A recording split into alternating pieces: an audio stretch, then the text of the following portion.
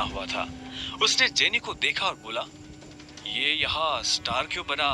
ये स्टार इसलिए बना है क्योंकि इन पोजीशंस पर हमारे पास ऑलरेडी कोई ना कोई काम कर रहा है और हम इन पर नई भर्ती नहीं ले रहे हैं। तुम चाय लेना पसंद करोगे या कॉफी? मैं मैनेजर बनना पसंद करूंगा।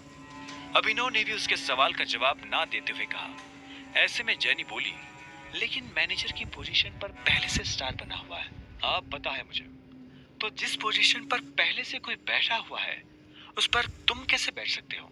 तुम क्या उस एम्प्लॉय को कंपनी से बाहर करवाना चाहते हो? मैंने तो ऐसा नहीं कहा। मैं बस इतना जानता हूँ कि लिस्ट मुझे तुम्ही ने दी थी। हाँ, लेकिन तुम्हारा नाम? जेनी। जेनी ने गुस्से में कहा। अभिनव के सवालों से उसे चिढ़ हो रही थी। अभिनव को उसके नाम से कोई मतलब नहीं था। उसने आखिर में कहा, देखो जेनी, इसमें मेरी कोई गलती नहीं है। तुमने मुझे लिस्ट लाकर दी, मैंने उसमें से अपनी पसंद की पोस्ट चुन ली। अब आगे क्या करना है वो तुम देखो। ठीक है मिस्टर अभिनव, तो अब मुझे तुम्हारे बारे में कुछ जानकारियों की जरूरत पड़ने वाली है और तुम्हारा ऑफिस कल से शुरू हो जाएगा, जेनी ने कहा। अभिनव ने हाँ में सिर हिलाया और वहां से निकल गया। सनी को अभी भी समझ नहीं आ रहा था कि आखिर अभिनव वहां क्या लेने आया था। उधर अभिनव को लगा कि अब कल से नौकरी पर जाने के लिए उसे नए कपड़ों की जरूरत पड़ने वाली है। कपड़ों के साथ साथ उसे अपना फोन भी बदलने की जरूरत थी।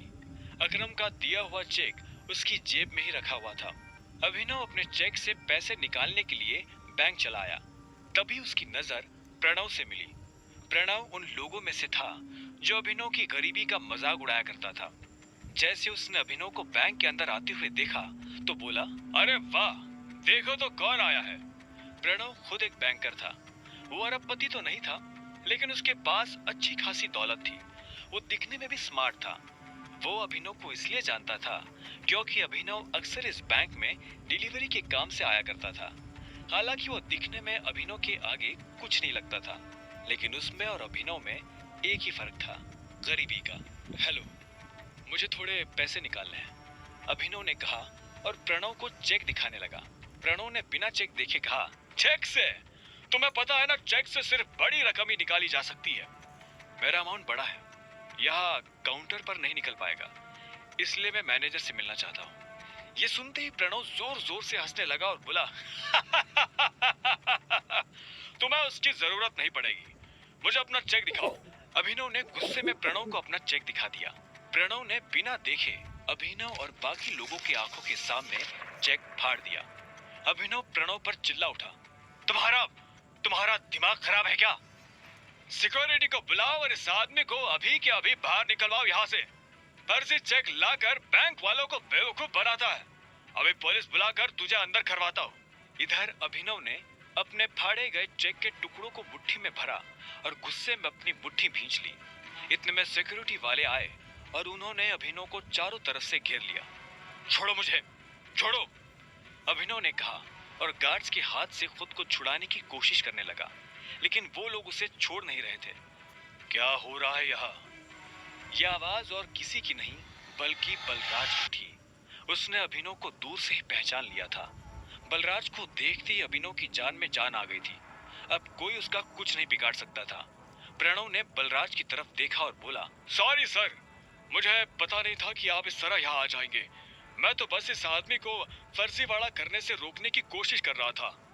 ये सुन बलराज ने अभिनव को ऊपर से नीचे तक देखा और फिर गार्ड्स की तरफ देखते हुए बोला, छोड़ दो उसे, बलराज ने कहा और मैनेजर के कैबिन की तरफ बढ़ने लगा। उसने पलटकर अभिनव को भी अपने साथ आने का इशारा किया। अगर इसने कुछ गलत किया है तो इस बारे में मैनेजर को पता होना चाहिए। अगर तुम अपने लेवल पर एक्शन लोगे तो हो सकता है कि मैनेजर बुरा मान जाए।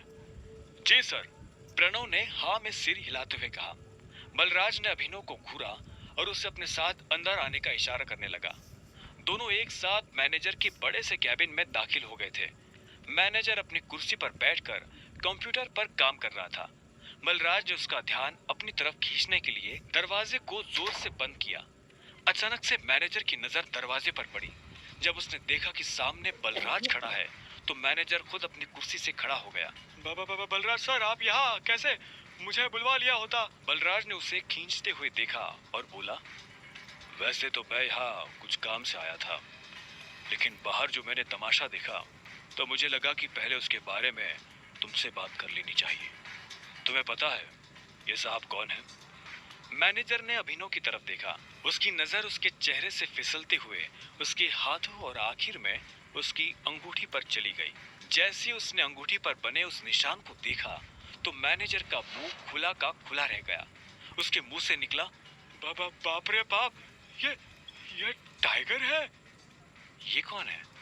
अभिनव ने बलराज से पूछा।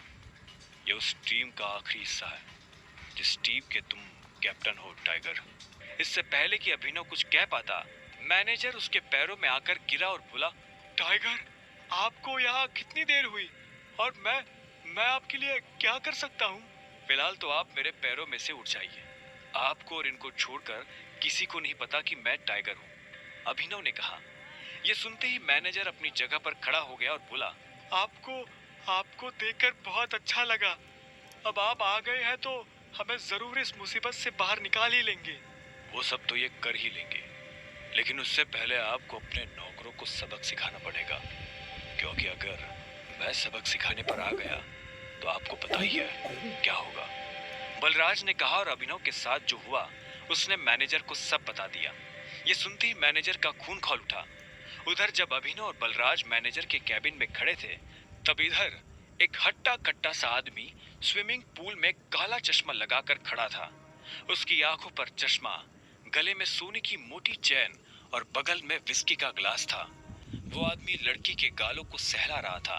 तभी उसे किसी के पैरों की आवाज सुनाई दी। उसने देखा उसका सेक्रेटरी भागते हुए उसके पास आ रहा था।